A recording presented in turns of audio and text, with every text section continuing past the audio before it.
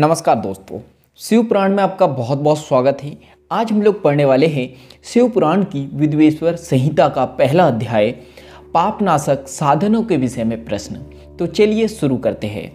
जो आदि से लेकर अंत में हैं, नित्य मंगलमय हैं, नित्य यानी हमेशा मंगलमय हैं, जो आत्मा के स्वरूप को प्रकाशित करने वाले हैं, जिनके 5 मुख है और जो खेल खेल में जगत की रचना, पालन और संहार तथा अनुग्रह एवं तिरोभाव रूप 5 प्रबल कर्म करते हैं, उन सर्वश्रेष्ठ अजर अमर उमापति भगवान शंकर का मैं मन ही मन चिंतन करता हूँ।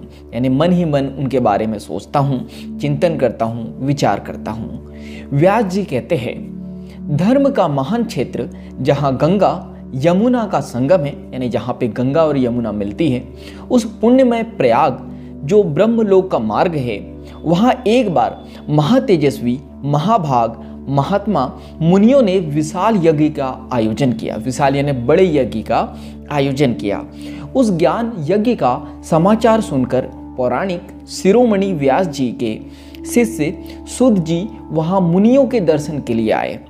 सुध जी का सभी मुनि ने विधिवत स्वागत व सत्कार किया तथा उनकी स्तुति करते हुए हाथ जोड़कर उनसे कहा, हे सर्वज्ञ विद्वान यानी सभी के बारे में जानने वाले विद्वान यानी ज्ञानी रोमहर्षण जी, आप बड़े भाग्यशाली हैं। आपने स्वयं व्यास जी के मुख से पुराण विद्या प्राप्त की है। आप आश्चर्य स्वरूप कथाओं का भंडार है। आप भूत भविष्य और वर्तमान के ज्ञाता है, यानी आप भूत भविष्य और वर्तमान के बारे में जानने वाले हो। हमारा सौभाग्य है कि आपके दर्शन हुए।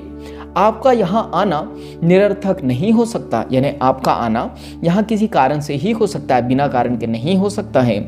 आप कल्याणकारी हैं। उत्तम बुद्धि वाले सुध जी, यदि आपका अनुग्रह हो तो गोपनीय होने पर भी आप शुभाशुभ तत्व का वर्णन करें, जिससे हमारी तृप्ति नहीं होती और उसे सुनने की हमारी इच्छा ऐसे ही रहती है।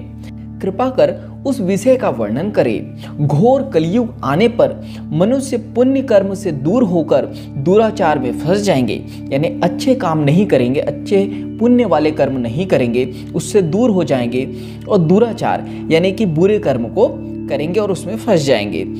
पराई स्त्रियों के प्रति आसक्त होंगे, हिंसा करेंगे, मूर्ख, नास्तिक और पशु बुद्धि हो जाएंगे। नास्तिक यानी भगवान के प्रति उनकी आस्था नहीं होगी और पशु बुद्धि वाले हो जाएंगे, यानी उनकी बुद्धि पशुओं की तरह काम करेंगी, जानवर की तरह कार्य करेंगी। सुध जी, कलयुग में वेद प्रतिपादित वर्ण आश्रम व्यवस्था नष्ट हो जाएंगी।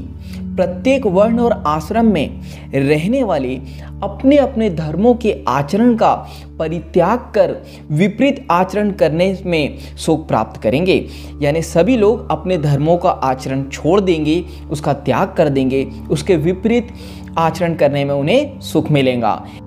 इस सामाजिक वर्ण संकरता से लोगों का पतन होगा, परिवार टूट जाएंगे, समाज बिखर जाएगा, प्राकृतिक आपदाओं से जगह जगह लोगों की मृत्यु होगी, धन का क्षय होगा यानी धन नष्ट होगा, स्वार्थ और लोभ की प्रवृत्ति बढ़ जाएंगी, यानी लोग स्वार्थी हो जाएंगे और लोभी हो जाएंगे, ब्राह्मण लोभी हो जाएंगे और वेद बेचकर धन प्राप्त करेंगे, मत से मोहित होकर दूसरों को ठगेंगे, पूजा पाठ नहीं करेंगे और ब्रह्म ज्ञान से शून्य होंगे। क्षत्रिय अपने कर्म को त्याग कर कुसंगी, पापी और व्यभिचारी हो जाएंगे। शौर्य से रहित हो वे शूद्रों जैसा व्यवहार करेंगे और काम के अधीन हो जाएंगे।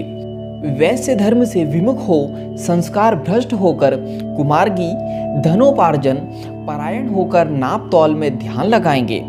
क्षुद्र अपना धर्म कर्म छोड़कर अच्छी वेशभूषा से सुशोभित हो व्यर्थ घूमेंगे, यानी जो क्षुद्र लोग हैं अपने धर्म को और अपने कर्म को छोड़कर अच्छी वेशभूषा से सुशोभित होंगे, यानी अच्छे कपड़ों से जो है सुशोभित होंगे, सजेंगे और व्यर्थ में ही बिना मतलब के घूमते रहेंगे। वे कुटिल और ईर्ष्यालु होकर अपने धर्म के प्रतिकूल हो जाएंगे, यानी वे कुटिल हो जाएंगे, ईर्ष्या करेंगे और अपने धर्म के प्रतिकूल हो जाएंगे, यानी अपने धर्म के विपरीत काम करेंगे। कुकर्मी और वाद विवाद करने वाले होंगे। वे स्वयं को कुलीन मानकर सभी धर्मों और वर्णों में विवाह करेंगे। स्त्रियां सदाचार से विमुख हो जाएंगी, वे अपने पति का अपमान करेंगी और सास ससुर से लड़ेंगी, मलिन भोजन करेंगी, उनका शील स्वभाव बहुत बुरा होगा।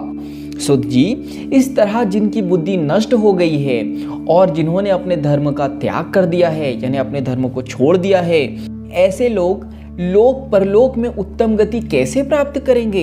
इस चिंता से हम सभी व्याकुल हैं, यानी कि परेशान हैं। परोपकार के समान कोई धर्म नहीं है। इस धर्म का पालन करने वाला दूसरों को सुखी करता हुआ स्वयं की प्रसन्नता अनुभव करता है। यह भावना यदि निष्काम हो तो कर्ता का हृदय शुद्ध करते हुए उसे परम गति प्रदान करती है। हे महामुने, आप समस्त सिद्धांतों के ज्ञाता है, यानी आप सभी सिद्धांतों को जानने वाले हो। कृपा कर कोई ऐसा उपाय बताइए जिससे इन सबके पापों का तत्काल नाश हो जाए, यानी तुरंत नाश हो जाए। व्यास जी कहते हैं, उन श्रेष्ठ मुनियों की यह बात सुनकर सूत जी मन ही मन परम श्रेष्ठ भगवान शंकर का स्मरण करके उनसे इस प्रकार बोले, यानी भगवान शंकर जी का स्मरण करके, यानी उन्हें याद करके इस प्रकार बोले। तो यहाँ पे शिव पुराण की विद्वेश्वर संहिता का पहला अध्याय समाप्त होता है। आज के लिए इतना ही। धन्यवाद। मिलेंगे हम लोग अगले अध्याय में।